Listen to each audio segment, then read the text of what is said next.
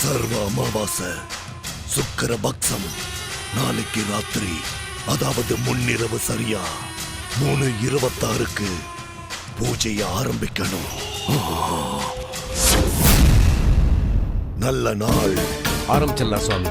2 கோழியோட படையலை முடிச்சிட்டு 3வது படையல் உன் பையன் கையால செய்ய வச்சிடுவோமா? பையன் அதெல்லாம் செய்ய மாட்டானே. ஏன்? சின்ன வயசுல செஞ்சானே. அப்பெல்லாம் விவரம் தெரியாத வயசு சுவாமி.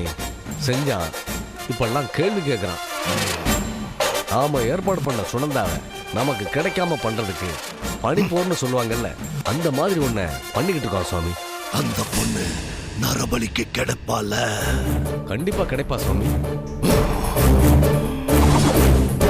ஜாக்கிரதை, அவ அபூர்வ ஜாதக பொண்ணு, தொலைச்சிடாத.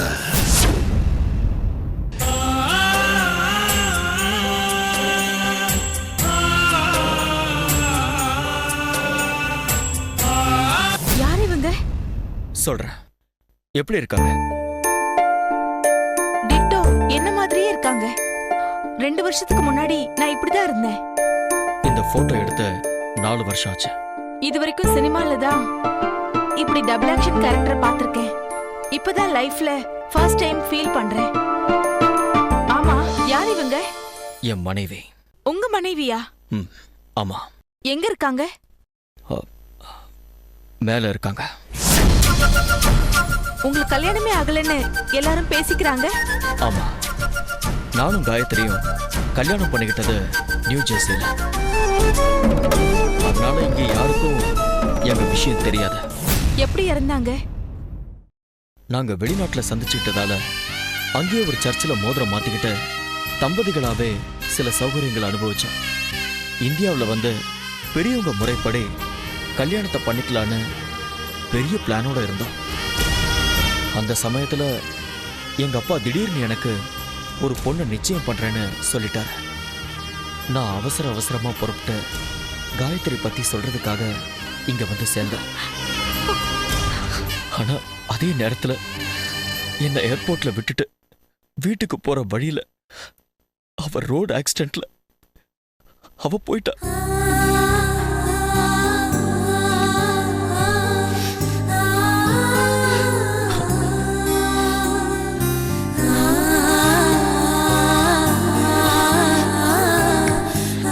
சாரி, புதுசா வேலைக்கு சேர வந்த உங்ககிட்ட நான் என்னோட கஷ்டத்தை எல்லாம் சொல்லிட்டு இருக்கேன்.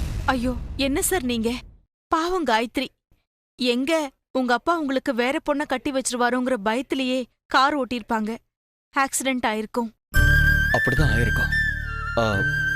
அப்புறம் சுனந்தா, நீங்க தப்பா நினைக்கலன்னா உங்களை நான் ஒரு உதவி கேட்கலாமா? கேளுங்க சார். என் காயத்ரியோட கடைசி ஆசை ஒண்ணு. அதை நீங்க நினைச்சீங்கன்னா நிறைவேற்றி வைக்க முடியும். சரிங்களா? என்ன சுனந்தா, அமைதியா இருக்கீங்க? உங்க காயத்ரியோட கடைசி ஆசை எதுன்னு தெரியாம நான் எப்படி சார் ஓகே சொல்ல முடியும்? ஓஹோ, நீங்க ஏதோ தப்பா நினைச்சு பயப்படுறீங்கன்னு நினைக்கிறேன். ஒரு நிமிஷம் இருங்க.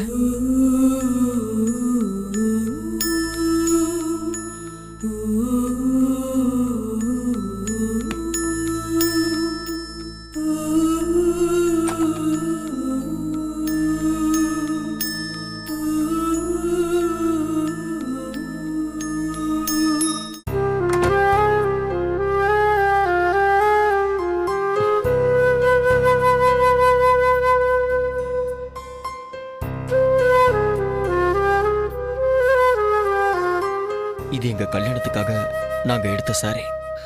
ஏர்போர்ட்ல அவ இறங்குற அன்னைக்கு 2 மினிட்ஸ் கட்டிட்டு வந்துடுறேன்னு சொன்னா. அதுக்குள்ள அனௌன்ஸ்மெண்ட் வந்ததுனால நான் கிளம்புறேன்னு சொன்னேன். கண்ணில் தண்ணியோட தான் அனுப்பி வச்சா.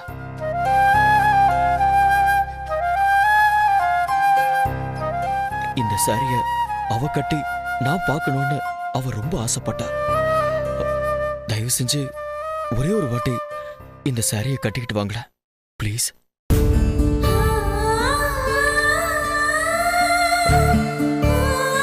ப்ளீஸ்.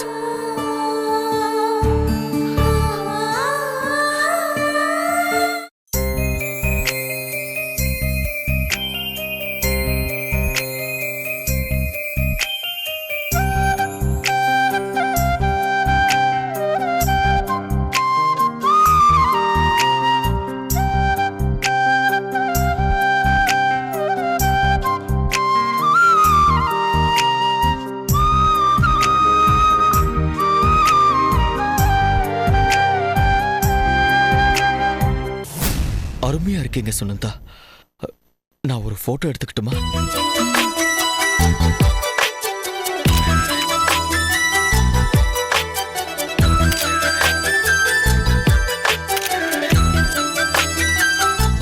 எடுத்தாச்சா? ஆ, ஆ, ஆ. நான் போய் இந்த புடவையை மாத்திட்டு வந்துடுறேன். ஓ, ஒரு நிமிஷம் சுனந்தா, ப்ளீஸ். இந்த புடவை உங்களுக்கு பொருத்தமா இருக்கு. காயத்ரி போனதுக்கு அப்புறம் இது இவ்வளோ நாளா நான் பீரோல தான் பூட்டி வச்சிருந்தேன். எனக்கு தேவையான போட்டோ எனக்கு கிடைச்சிருச்சு. இந்த சாரிய நீங்களே வச்சுக்கோங்களேன். ஐயோ, அதெல்லாம் வேண்டாம் சார், தப்பாயிடும். உங்க சேலரியில நான் கொஞ்சம் கொஞ்சமா பிடிச்சுக்கிறேன். இருக்கட்டும். இல்ல சார், அது ஹலோ, எப்போ? ஐயோ, அப்படியா?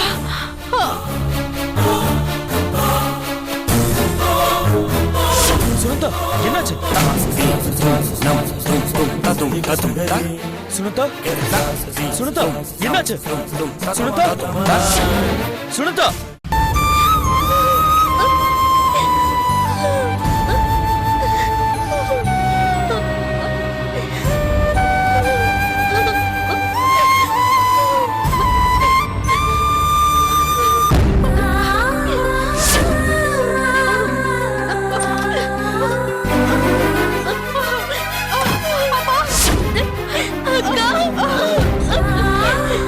என்னடா, என்னாச்சு அம்மாவுக்கு? வீட்டுல வேலை செஞ்சுட்டே இருந்தாங்க. திடீர்னு ஷில்பாவை கூப்பிட்டாங்க. பார்த்தா உடம்பெல்லாம் வேர்த்து இருந்தது. என்னமான்னு கேட்டு அவ்வளவுதான் மயங்கிட்டாங்க. டாக்டர்ஸ் என்ன சொன்னாங்க? Mild attack. ஐயோ கடவுளே, அக்கா அக்கா அழகா. ஜோதி எங்க? அவ காலேஜ் பிரின்சிபால் யாரோ ஒருத்தர் வந்தாரு. அவருக்கு விஷயம் தெரிஞ்சு வா பணம் தரேன்னு சொன்னாரு. ஹாஸ்பிட்டல் செலவுக்கு ஆகுமேன்னு போயிருக்கான். இங்க சுனந்தா யாரு? நான் தான். உங்களை தேடி போலீஸ் வந்திருக்காங்க. போலீஸா? ஆமா. எதுக்குக்கா போலீஸ் வந்திருக்காங்க? தெரியலம்மா, நான் விசாரிச்சுட்டு வரேன். நீ அம்மா கிட்டயே இரு. சரிக்கா.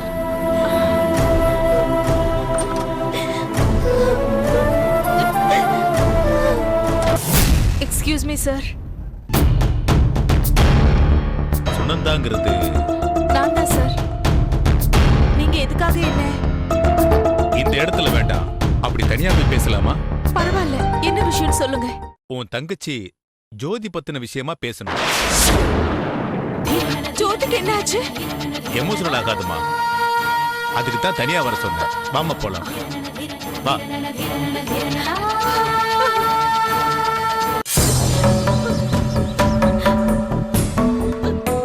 சார், என்ன சார் ஆச்சு என்னோட தங்கச்சிக்கு? அவ ஏதாவது தப்பு பண்ணிட்டாளா? அவ தப்பு பண்ண போய் தான் இப்ப நான் உன்னை கூப்பிட்டு விசாரிக்க வேண்டியது இருக்கு. சார், அவ என்ன பண்ணா? அப்படி என்ன அவ தப்பு பண்ணிட்டான்னு கேக்குறியா? ஆமா சார். ஒரு கல்யாணம் ஆகாத பொண்ணு கல்யாணத்துக்கு முன்னாடி என்ன தப்பு பண்ண கூடாதோ அத பண்ணிக்கிட்டு இருந்தா. என்ன சார் சொல்றீங்க? உனக்கு புரிஞ்சும் புரியாத மாதிரி இருக்கா? சரி, புரியுற மாதிரியே சொல்றேன். உன் தங்கச்சி விபச்சார கேஸ்ல அரெஸ்ட் பண்ணிருக்க. சார், நீங்க என் தங்கச்சின்னு வேற யாரையும் நினைச்சு பேசுறீங்க சார். இல்லம்மா, இன்னைக்கு காலையில சூளைமேட்ல ரவுண்ட்ஸ் போகும்போது பார்க் பக்கத்துல தனியா ஒரு கார் மட்டும் நின்னுட்டு இருந்தது. கொஞ்ச நேரம் கழிச்சு திரும்பி வரும்போதும் அதே காரு அதே இடத்துல நின்னுட்டு இருந்தது. டோரை தட்டி இறங்க சொன்னேன். காருக்குள்ள உன் தங்கச்சியும் இன்னொருத்தனும் இறங்கி வந்தான். அலங்கோலமா இருந்தாங்க.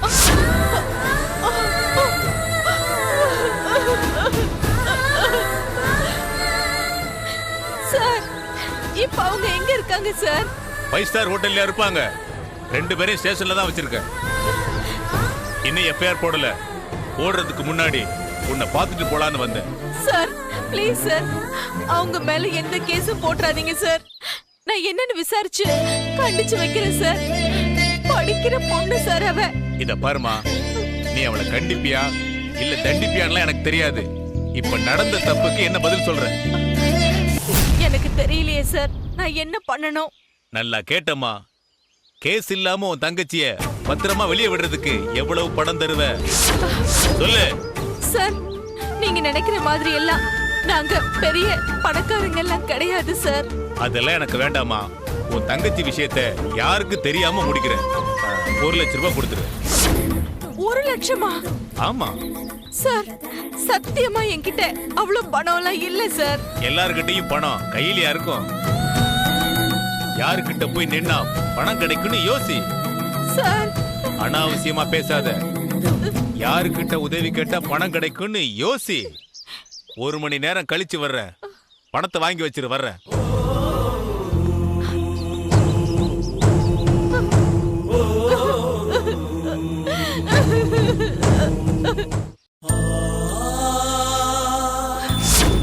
என்னது? எங்க ஸ்டேஷன் பேரை சொல்லி உங்ககிட்ட வந்து ஒரு போலீஸ்கார் 1 லட்சம் ரூபாய் கேட்டாரா? ஆமா சார்.